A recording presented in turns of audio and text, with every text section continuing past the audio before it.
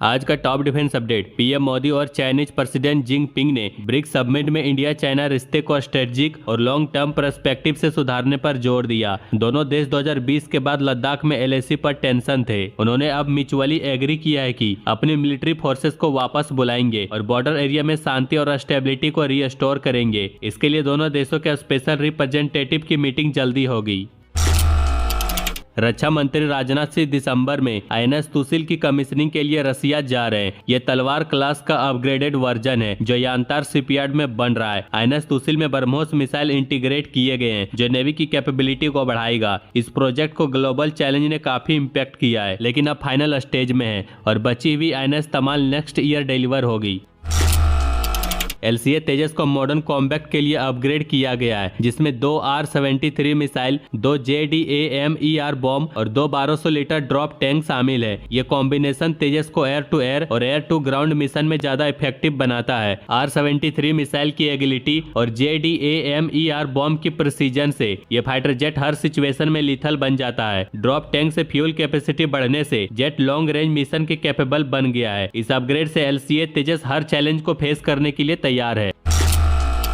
पाकिस्तान के x commander Sajid Mahmood Shahzad ने कहा कि इंडियन एयरक्राफ्ट करियर पाकिस्तान के लिए वॉर में प्राइमरी टारगेट होंगे। उन्होंने ये भी कहा कि करियर को टारगेट करना मुश्किल है क्योंकि ये प्रोटेक्टिव स्ट्राइक ग्रुप के साथ आता है। मैं बता दूं कि 1971 की वॉर में पाकिस्तान ने आईएनएस विक्रांत पर अटैक के लिए पीएनएस गाजी को भेजा था, लेकिन विक्रांत को बे ऑफ बंगाल में रिलोकेट किया गया था। अब मैं बता दूं कि पाकिस्तान जितना सोचता है उससे कहीं ज्यादा मुश्किल है। यदि कोई सबमरीन या मिसाइल आईएनएस विक्रांत को अटैक करता है तो फाइटर जेट और डिस्ट्रॉयर इस अटैक को रोकने के लिए तैयार होता है। इंडियन नेवी ने MQ-9B ड्रोन सिलेक्ट किया क्योंकि तपस्वी भी उनकी स्पेसिफिक ऑपरेशनल रिक्वायरमेंट को पूरा नहीं कर पाया। वाइस एडमिरल कृष्णा स्वामीनाथन ने कहा कि ये ड्रोन मैरीटाइम सर्विलियंस के लिए बहुत जरूरी है, लेकिन तपस की परफॉर्मेंस नेवी के स्टैंडर्ड से नीचे थी। MQ-9B के जरिए नेवी अपने इंडियन ओशियन रीजन को बेहतर मॉनिटर कर सकेगी। एक तरह से ये डिसीजन सही है क्योंकि नेवी को एडवांस सर्विलियंस की जरूरत थी, लेकिन दूसरी तरफ तपस पर भी फोकस करनी चाहिए।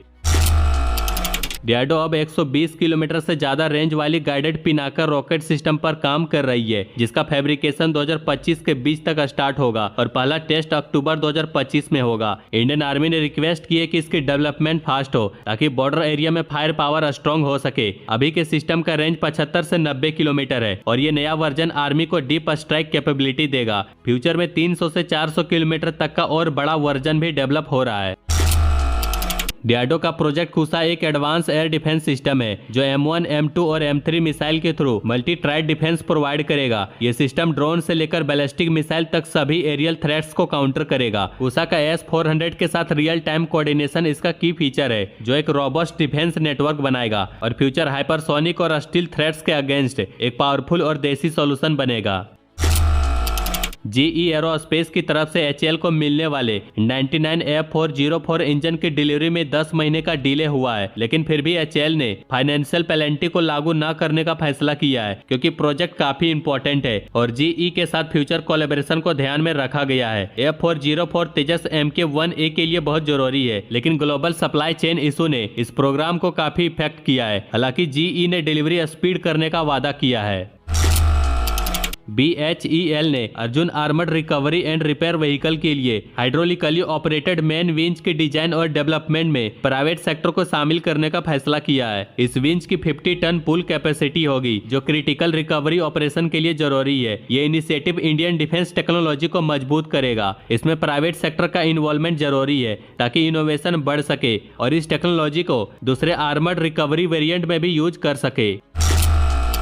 IAF ने मिड एयर रिफ्यूलिंग प्लेटफॉर्म के लिए अपने प्लान्स को फिर से रिवाइव किया है और इस बार वो 18 प्लेटफॉर्म लेना चाहती है जो पहले से 2 गुना है। ये डिसीजन स्वदेशी AWACS प्रोग्राम अप्रूवल्स के बाद आया है। IAF के पास करंटली 6 IL-78 MKI टैंकर है जो 2003-4 में लिए गए थे, लेकिन उसकी एज की वजह से रिप्लेस करना जरूरी है। HLIAI ज्वाइंट वेंचर और एयरबस A330 MRTT जैसे ऑप्शन कंसिडर कर रहा है ताकि मल्टी प्लेटफॉर्म अप्रोच से IAF की एयर रिफ्यूलिंग कैपेबिलिटी और फ्लेक्सिबिलिटी बढ़ेगी। इस वीडियो के बारे में अपनी राय कमेंट में जरूर दें। बाकी लाइक एंड सब्सक्राइब जरूर करें।